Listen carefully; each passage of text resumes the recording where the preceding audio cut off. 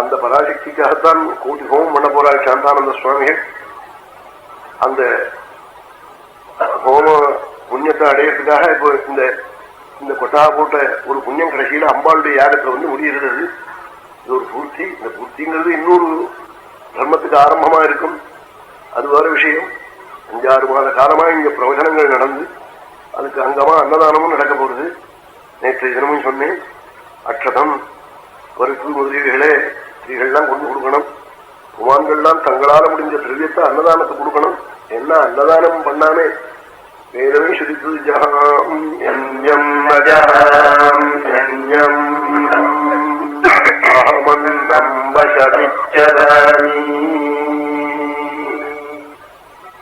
தாத்தா அன்னதாத்தா இருக்கானே அவனை ஒரு நாளும் நான் கைவிட மாட்டேன்.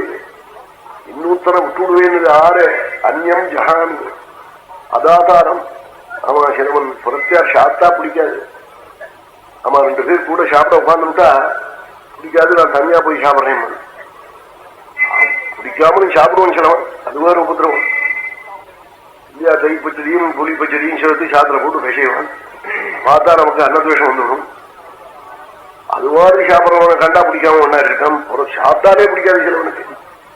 வேதம் போய்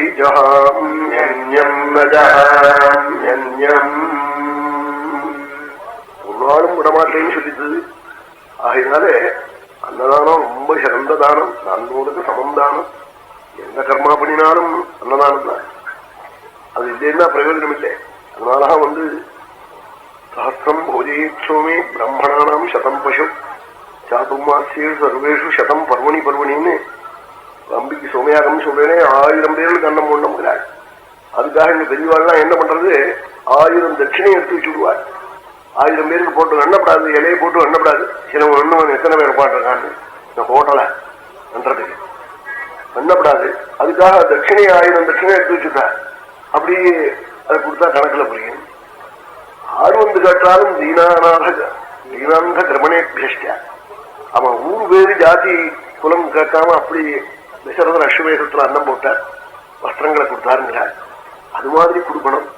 அதுதான் பெரிய தர்மம்.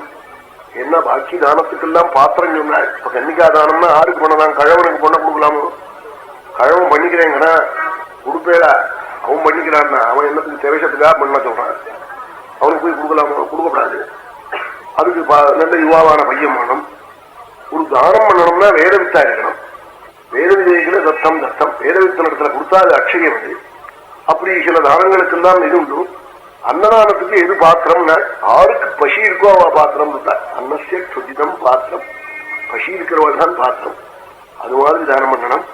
இதுக்கு அங்கமா அன்னதானமும் நடக்க போறது 30ஆம் தேதி ஞாயிற்றுக்கிழமை. 30ஆம் தேதி ஞாயிற்றுக்கிழமை ஒரு பெரிய புண்ணியமான தினம் அது. அந்த தினம் எல்லாரும் அந்த அன்னதானத்துல ஈடுபண்ணம். பெரியவாளுடைய அந்த யாகத்துக்கும் சிரேஷ்டமான தட்சிணை ஆஜ்யம் நெய் ரொம்ப சின்ன வாழ்க்கை தேவையா இருக்கு ஹோமத்துக்கு. அதுக்கெல்லாம் நான் ரொம்ப கொடுக்கணும் எல்லாரும். அதெல்லாம் நம்மால கோட்டி ஹோமம் பண்ண முடியுமா? புவனேஸ்வரி ஹோமம் ஒரு 108 ஹோமம் பண்ண முடியுமா? பண்ண முடியல. அப்படி இருக்கிற போது அவ கோட்டி ஹோமம் பண்ண முடியா. கோட்டி ஹோம்னா கோட்டி ஆவர்த்தி இன்னும் ஜபமும் வர நடக்கும். இப்படி 2 கோடி ஆவர்த்தி ஒரு பெரிய மகாமகத்துல இப்படி ஒரு பெரிய மகா யஜ்ஞத்துல நடக்கிற பொழுது அந்த புண்ணியத்தை எல்லாரும் அடையணும். அதுக்கு ரொம்ப எல்லாரும் ஒத்தாசை பண்ணணும். அது சகல க்ஷேமத்தையும் கொடுக்கும். இன்னொரு பெரிய புண்ணியத்தை வர சுமதி ராமசுவாமி அவர்கள் கொண்டு எல்லாருக்கும் பெரியவாட்டேன்னு வாங்கி கொடுத்திருக்காரு.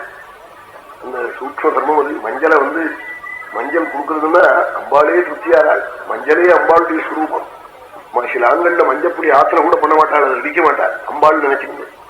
அவன் எங்கேயாவது மஞ்சப்பொடி வாங்கிட்டு வருவா. இல்லைன்னா யாரையாவது இடிச்சுன்னு தங்கையால மரம் மட்ட மாட்டான் சிலவன் பில்லோ மரத்தை எல்லாம். அது மாதிரி மஞ்சப்பொடிய ஆத்துல கூட சில ஆத்துல குத்த மாட்டாள். அம்பாள் உபாசகால் அதுவும் சர்வதா மஞ்சள் ஆத்துல அடிக்கப்படாதுன்னு சொல்லுவாள். அந்த அம்பாளுடைய சுரூபமே அது. அம்பாளா இருக்கிற சுவாசினி இடத்துல கொண்டு போய் தானம் அந்த பெரிய புண்ணியத்தை வர எல்லாருக்கும் கொடுத்துருக்காள். எல்லாரும் இதுல எல்லாம் மனப்பூர்வமா இந்த தர்மங்கள் எல்லாம் ஈடுபட்டு இந்த ரிஷபராசியில 6 கிரகம் சார்ந்த தோஷங்களை நிவர்த்தி பண்ணிட்டு எல்லாரும் க்ஷேமமா இருக்கணும். அதற்காகத்தான் இங்க தேவி பாகவதம் நடக்கிறது.